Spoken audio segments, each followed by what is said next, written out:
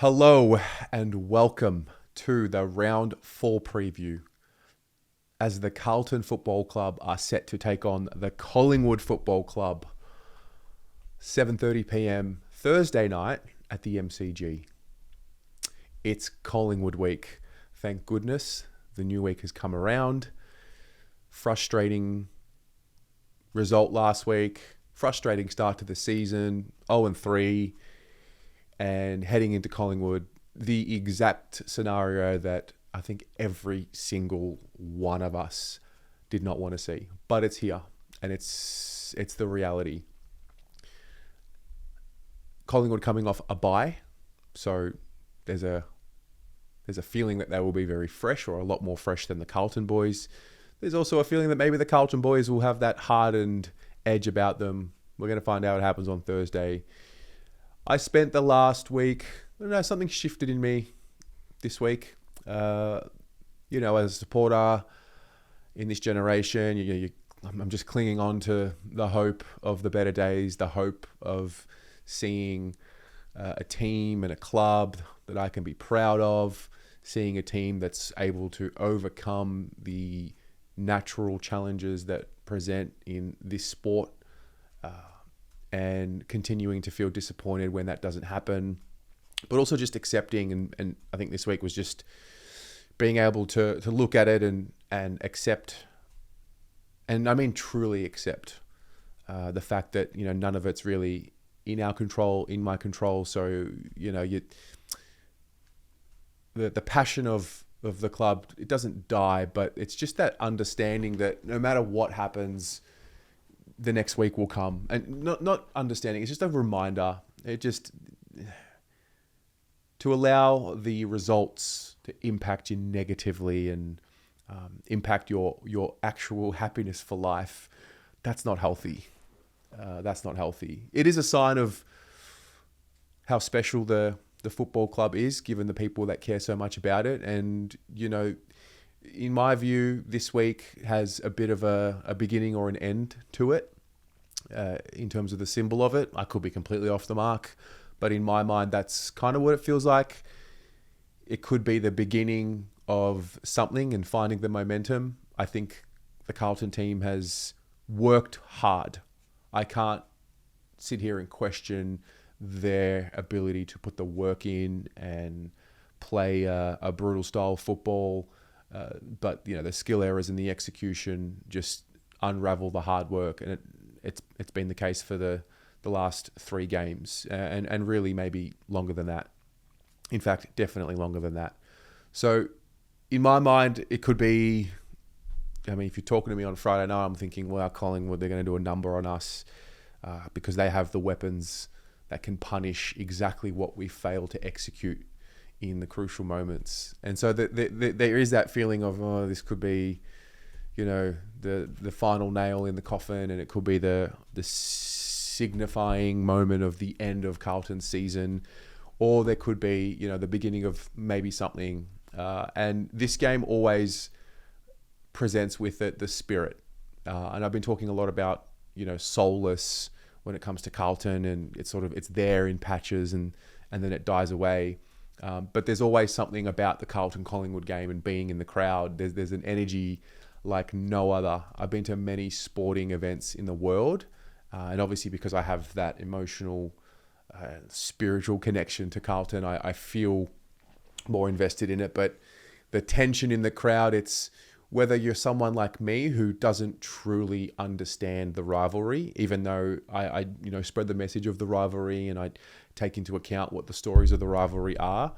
The reality is I and anyone in my generation just can't truly understand what the rivalry is, as much as those who were a part of the great games back in the day, the grand finals, the finals, back when this league wasn't what it was today, back when it was about those living in Carlton, those living in Collingwood, back when it was a little bit more savage, maybe a lot more savage.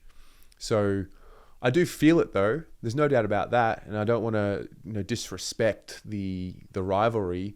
I do feel it no matter how much I didn't experience those incredible days. I mean, I've experienced the heartbreak of 2022 and those moments. And compounding losses against the Pies. But no matter what, I always do feel that tension in the crowd, that energy in the crowd. It is a spirit. It is an intangible thing. It's like it's passed down. And, with that comes my hope for this week. I do have a bit of hope. I always find a bit of hope. I think the reality is no one really goes to the football. You might expect to lose, but no one goes to the football without something in your mind telling you that, anything can happen. And I just want to be here in case it does happen. And so, the hope for this week is that what we've seen over the last 3 for Carlton is them working towards ascending to this next layer of the group. They've put in the work. They have failed in moments to capitalize. And the hope is that there will be some sort of a turning point. Logically, statistically, all of these metrics tell me that, it's grim. But the beauty of sport and the equalization of what sport does is that anything can happen. We saw it. Round 1, we were up by 41, lost to Richmond. Like, anything can happen in this game. Carlton have the tools to win the game. I have no question about that. My obvious hesitation is around the fact that at some point in this game, whether we start well, the Pies will come back, the adjustment will be made, and how will we deal with it? Yeah, and I was referencing this video on the Monday show regarding the power of one more, and I couldn't find the video, but I found it. It's from Ed Milet, and he was talking about the power of one more. So the story is about his dad who was getting sober, and he was struggling. He thought he was going to relapse, and he speaks to his father and he says, "Oh, just go one more day. Just do one more day." Now, obviously, this is a football game. It's not as serious as someone recovering from addiction, but there is something in one more. There is something in the message. We're all down in the dumps and we're struggling, and we're going through this cycle of hope, disappointment, frustration, hope, disappointment, frustration. And yeah, I think going back to things just keep moving. I think that's what this week represents. Like, just one more, just keep going. Accepting or not accepting where we are, what the football club is. Is it a brand? Is it a club? Is the board doing the right thing? Is the department failing? The same questions are going to be asked regardless. If we lose, we lose. We're going to say the same things that we've been saying over the last few weeks. There really isn't anything else to say. And in that, that might be the way forward. Put it all out on the table. Where the honesty and where the truth doesn't get revealed, the world's different now. The fans will reveal the truth to the world. And I think all the truths have been spoken. All the individuals have been spoken about in terms of who's accountable. And it's not about putting blame on one person, but it's about holding each part of the machine accountable to what they're supposed to be doing or what they haven't been doing. So, gonna go one more time, hope for the best. And, am I expecting to win? I'm just not expecting anything. That's the truth. I'm just going to go there and enjoy it for what it will be. If we lose, we lose. If we win, I'll love it. I'll be excited. But then the next game will come. And that's where I've been able to find myself this week. Naturally, game day will happen and I'll get there, and the excitement in the crowd will be there, and I'll catch up with people and we'll talk about it and be like, oh, fuck, if he can just play well, and we'll have all those conversations. And I think it's just about just being fluid with it and just moving with it, and try not to get too caught. All you have is the present moment, and just try not to get too caught in the present moment, and then that present moment becoming part of the past and then getting stuck in the past. And yeah, I just think, these boys, how many times can you continue to have the same characteristic in a loss happen where you just are unable to deal with the pressure of the moment, and you just are unable to execute under pressure? Eventually in my logic, failure is obviously the key to success, and you fail over and over again until you succeed. Sometimes I feel like it's to the detriment, and I don't want it to be easier for these guys. I want them to harden up And I think that phrase has been taken out of context, particularly this week. And, we talk about, Harry Mackay and things of that nature. And I don't think it's wrong to suggest hardening up. But you have to develop that thick skin. You have to develop that hardness. So I'm hoping that the group will be able to ascend, push through, and find a more hardened version of themselves that can get them through the natural pressures of the game that are coming. The pressures that come from the external, the pressures that come from the internal, all of it. So we'll see. Speaking of Harry, he played in a VFL scratch match last week. There is a suggestion that he will be able to play this week, which I think would be great for him, great for the group, great for morale. The mental health conversation is such an important one.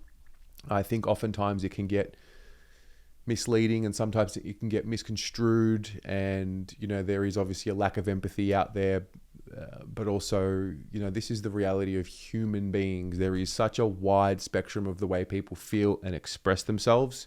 One thing I know for sure, whether we want to be in the camp of it's just football, the real pressures of life are out there, I think Harry knows that too.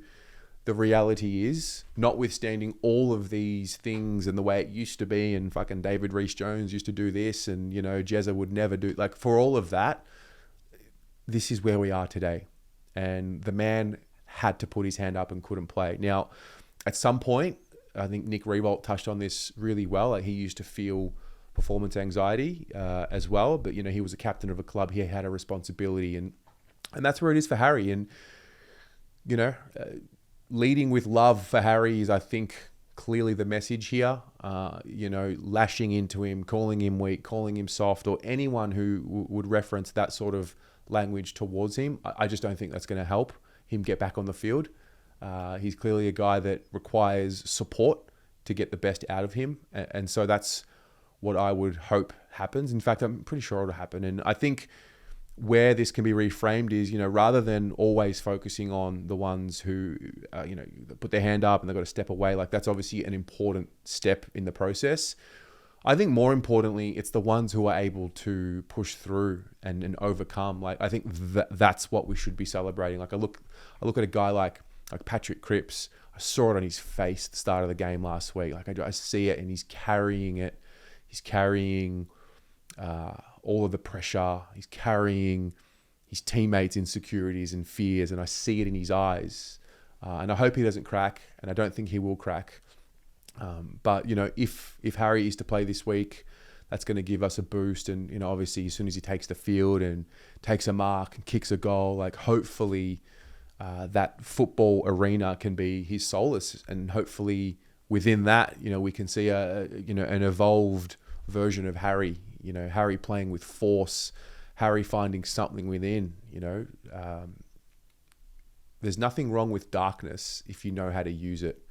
And I hope whenever we do see Harry again, and Elijah and some of these other guys as well, I hope when we do see them, that they are able to have a better understanding of how to control that darkness and channel it into something else. So from a change point of view, I would assume Harry would come in if he puts his hand up. We'll see what happens in that forward line. Unfortunately, this tends to happen all the time. When we really need to see good performances in the VFL, there's the bye. So we didn't see many performances apart from a scratch match, or intra-club, I should say. Selection will be what it'll be. We'll find out Wednesday. But it's Collingwood, so it's exciting and it's great. So I am definitely just embracing whatever happens. I'm not afraid to lose. I don't care about being bagged. What are you going to say about Carlton that I haven't already said about Carlton? What can actually sting more that a Collingwood supporter or any other supporter would say about Carlton that we ourselves haven't said about them? So I don't fear the loss at all. I hope for the win. I don't fear the loss. I don't think I've ever spoken about the Collingwood-Carlton game in this way. So maybe I've just gone completely mad, or maybe I've figured it out. Find out on Thursday. How about you? How are you feeling about Collingwood this week? How do you find your way to just get up for the next game? Reality is it's round 4. It's very early in the season. We're not really talking about are we mathematically a chance to have our season ending yet, but you just, I don't know, 0-4 is just a grim place to be. So there is that thought. But where are you in terms of this match? Where are you in terms of the selection? Where are you in terms of just what are you thinking about this week? And, let's go from there. Speak to you soon. Go Blues.